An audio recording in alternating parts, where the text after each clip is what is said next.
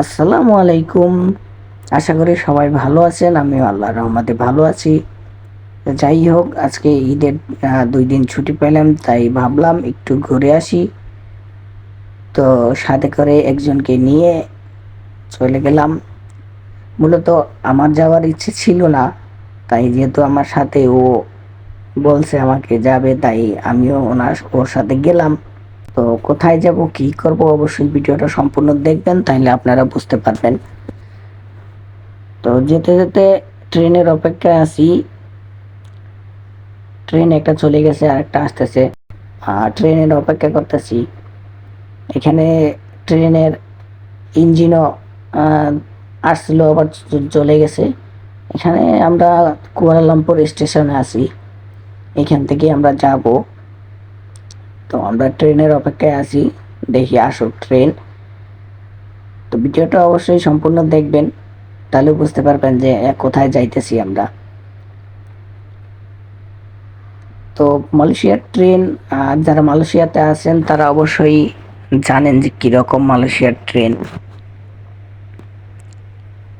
তো আমাদের ট্রেনটা চলে এসেছে, আমরা এখন ট্রেনে উঠবো। একটু অপেক্ষা করি। ট্রেন চলে এসেছে, আমরা এখন ট্রেনে ভিতরে গিয়ে বসবো, আমরা যাব, দেখব। আসলে এখানকার ট্রেনগুলোতে চড়তে অনেক মজা, কারণ ট্রেনের ভিতরে অত সাউন্ড নেই। আধুনিক ট্রেন সব, কেএলআই ট্রেন, এটা যদিও নিচ দিয়ে চলে। তো সাইডের দৃশ্যগুলো দেখতে দেখতে আমরা যাইতেছি, আপনারাও দেখবেন। চেষ্টা করব আপনাদের দেখানোর জন্য। যদি ভালো লাগে তাহলে অবশ্যই দেখবেন ভিডিওটা, আর ভিডিওটা শেয়ার করে দিবেন যে আমরা কই যাইতেছি।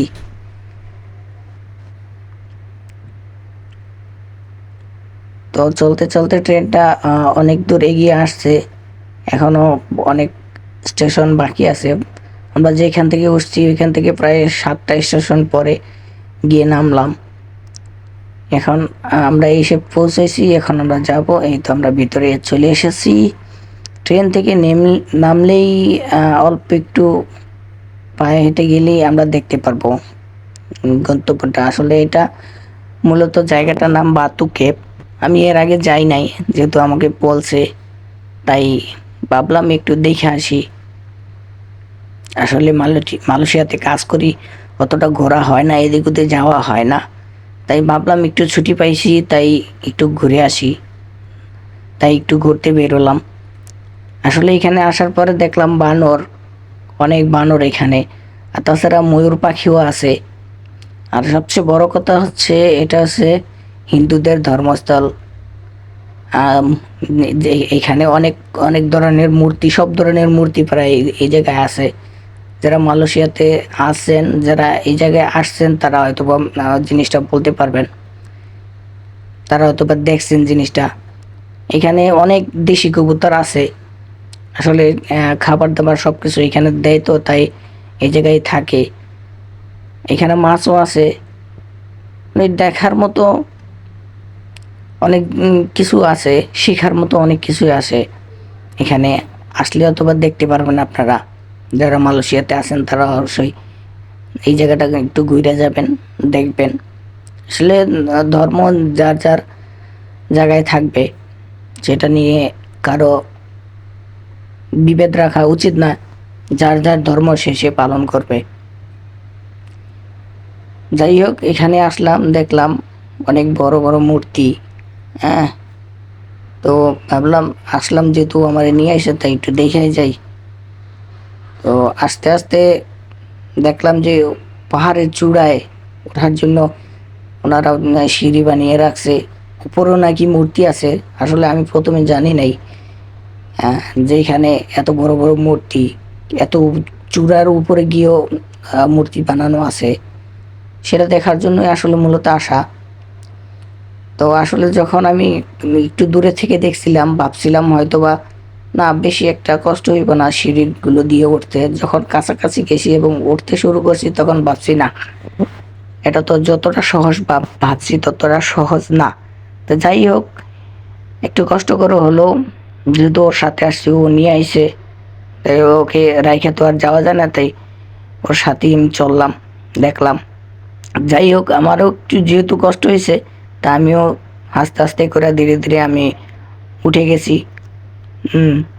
এখানে দেখছি যে অনেক মানুষ আছে,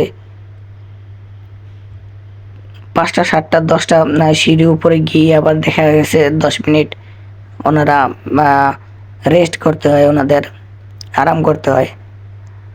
এখানে মূলত ফরেনাররা বেশি আসে, আর তাছাড়া হিন্দু যারা আছে, যারা মালয়েশিয়ার হিন্দু, তারা এখানে আসে, পূজা করে। তো দেখতে দেখতে আমিও উঠতেছি, আমি অনেকটুকুই উঠছি। তো আসলে দূর থেকে যতটা উঁচা, দূর থেকে অতটা উঁচা বোঝা যায় না, কিন্তু যখন উপরে উঠি তখন ভাবছি যে না, এটা আসলে অনেক উঁচা, অনেক উঁচা। উপরে যখন উঠছি, যখন নিচে দেখলাম, দেখলাম যে মানুষগুলো অনেক ছোট ছোট দেখা যায়, অনেক অনেক উঁচা একটা জায়গা। যাই হোক, আস্তে আস্তে আস্তে আস্তে করে উপরে যাইতেছি, আপনাদেরও দেখাচ্ছি, আপনারা বসেই দেখবেন। এটা হচ্ছে সবচেয়ে বড় মূর্তি, আমি জানি না এর চেয়ে বড় আর মূর্তি আছে কিনা।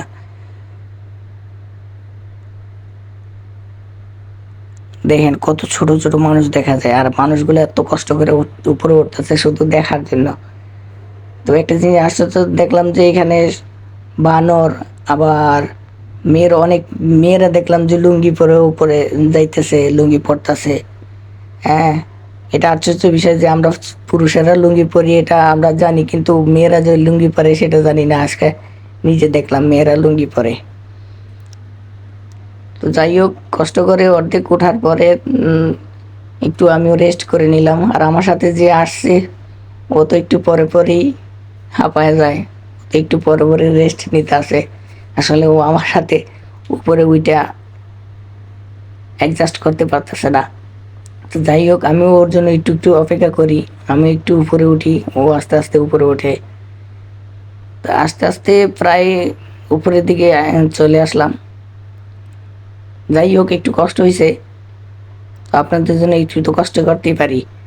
যাই হোক, কষ্ট করে উপরে চলে আসলাম, উপরে আইসা দেখলাম যে হ্যাঁ, এত বড় এক গুহা পাথরের ভিতরে। আসলে এটা পাথরের ভিতরে যে এত বড় খালি জায়গা থাকতে পারে সেটা আমি আগে ভাবতেই পারিনি। এখানে এসে আমি দেখলাম যে না, এত বড় পাথরের ভিতরে এত বড় একটা গুহা, আর এই গুহার ভিতরেই তারা এই মূর্তিগুলা, এই ওনাদের পূজাস্থল বানাইছে। যাই হোক, তো আসলাম, দেখলাম এখানে এত বড় গুহা, এই গুহার ভিতরেও অনেক বাঁদর, অনেক কবুতর, অনেক ধরনের পাখি, সবকিছু এখানে থাকে। এখানে সবচেয়ে বেশি বাঁদরই দেখা যায়, বাঁদর আর কবুতর। আসলেও আমি জানি না ওই বাঁদরগুলা মানুষের কোনো ক্ষতি করে নাকি, তবে আমি যেটুক দেখছি যে না, ওনারা খুবই ভদ্র, খুবই ভালো। কারণ কারো সাথে কোনো ছেড়খানি করে না, কারো মালামাল টানে না।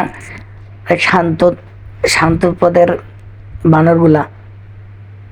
তো যাই হোক, দেখতে দেখতে এদিক ওদিক ঘুরে দেখতেছি যে আসলে মূলত জিনিসটা কি। পরে দেখলাম যে এখানে আহ,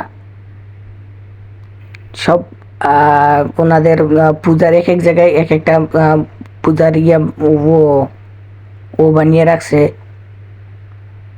ওটা কি মন্দির, মন্দির এক এক জায়গায় এক একটা মন্দির বানায় রাখছে, অনেকগুলা মন্দির, একই সাথে অনেকগুলা মন্দির। তো আমি একটু দেখলাম, বানরের সাথে একটু খেলা করলাম। বানর দেখলাম, বানর খাইতেছে। অনেকে দেখলাম ছবি তুলতেছে, সেলফি তুলতেছে, ভিডিও করতেছে। তা আমিও ভাবলাম আমিও একটা ভিডিও করি, দেখি কিরকম, আপনাদের সবার সাথে শেয়ার করি, দেখি আপনাদের একটু আনন্দ দেওয়ার চেষ্টা করি, দেখে আপনাদের আনন্দ দিতে পারি নাকি। তো যাই হোক, এর উপরে আরো সিঁড়ি আছে। যাই হোক, আমি আর উপরে যাই নাই, আমি ওটুকুই গেছি, এরপরে আর সম্ভব না উপরে যাওয়া।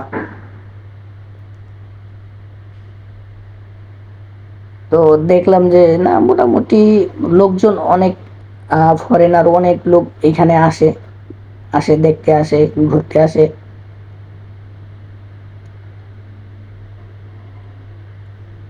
অনেক বড় একটা গুহা। হ্যাঁ, আর গুহার ভিতরে দেখলাম অনেক ধরনের গাছ আছে। হ্যাঁ, উপরে একটা জিনিস আমার ভালো লাগছে যে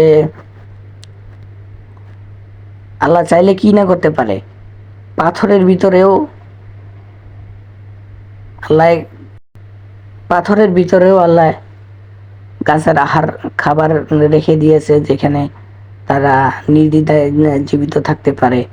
আসলে এটা মালয়েশিয়াতে আসলেই, বা আমি জানি না পাহাড়ি এরকম পাথরের ভিতরে এরকম ভাবে গাছ হয়ে থাকে কিনা, তবে এখানে আসলে দেখা যায় যে পাথরের ভিতরেও অনেক সুন্দর গাছ হয়ে রয়েছে, জঙ্গল। তো আপনারা দেখতেছেন উপর থেকে মানুষগুলা কত ছোট ছোট দেখা যাইতেছে। আসলে রিয়েলি অত ছোট ছোট মানুষগুলা দেখা যায়। তো সর্বশেষ অনেকক্ষণ থাকলাম, তারপরে ভাবলাম যে না, আর থাকা সম্ভব না, এখন যেতে হবে। তাই গন্তব্যস্থানে আবার বাসায় ফিরে আসলাম। তো ভালো থাকবেন, সুস্থ থাকবেন। আল্লাহ হাফিজ। আর ভিডিওটা ভালো লাগলে অবশ্যই শেয়ার করে দেবেন, সবাইকে দেখার সুযোগ করে দেবেন। ওকে, ভালো থাকবেন সবাই।